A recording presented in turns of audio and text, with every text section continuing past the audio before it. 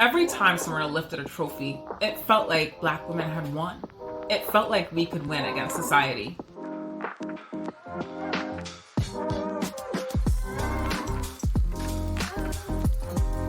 My name is Laken and I assist with all things operations, special projects, and events at Athlete Ally.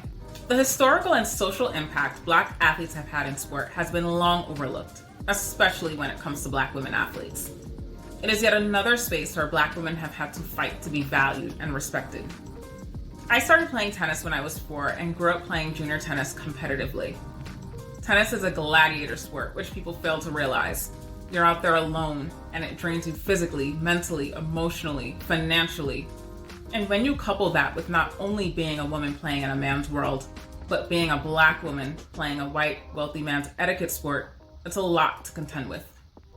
The gravity of that cannot go unrecognized, and that's why I want to talk about some of the Black women in tennis who so fiercely paved the way.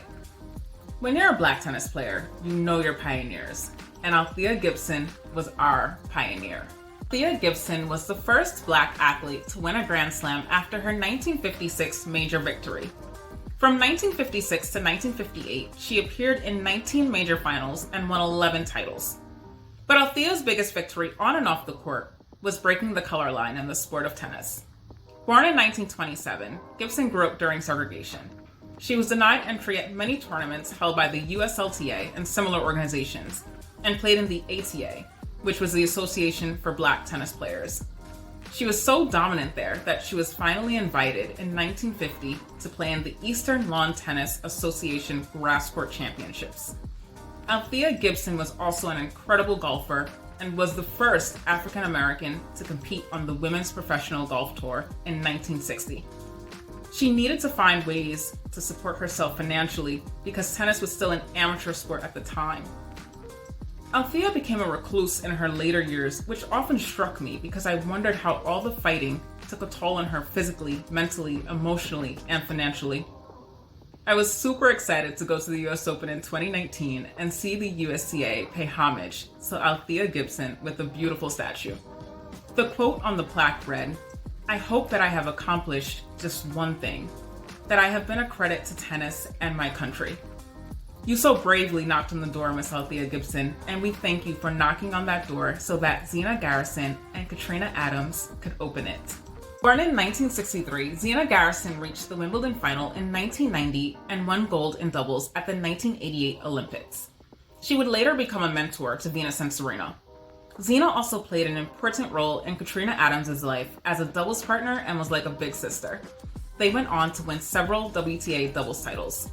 In 2015, Katrina Adams became the first Black president and CEO of the United States Tennis Association, or USTA, serving an unprecedented 2 terms. I actually worked the US Open event all 4 years Katrina was president, and there was always a sense of pride that came over me. Katrina never forgot where she came from. I saw Black people going through the doors of the President's Gate to watch tennis matches in Arthur Ashe Stadium in the President's Suite, where Katrina had beautiful African American art displayed. Those 4 years were, for lack of a better word, lit, electric. Katrina has always given back to the community, serving as the executive director and president of the Harlem Junior Tennis and Education Program. Athlete Ally was thrilled to have Katrina as an award presenter at our 2018 Action Awards. If Zina and Katrina open the door, Chanda Rubin walks through it.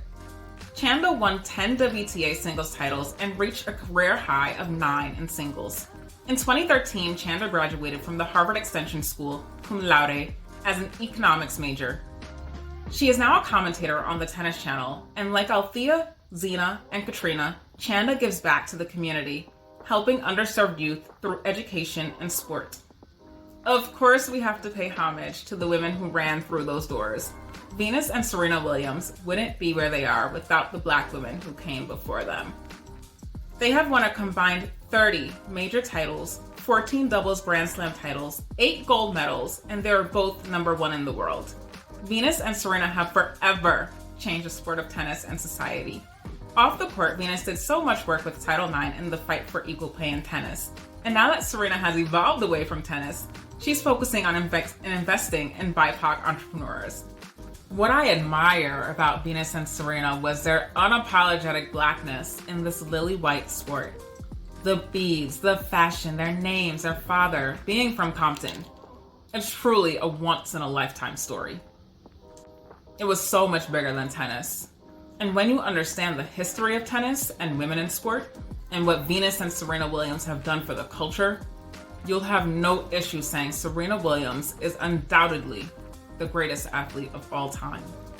As a Black woman, it's not easy to do, but I will always fight for love because of the allies who have shown up and because no one should ever be as disrespected, unprotected, and neglected as the Black woman so oftentimes is. When Black women win, it's a win in the fight for equality, equity, and justice for all.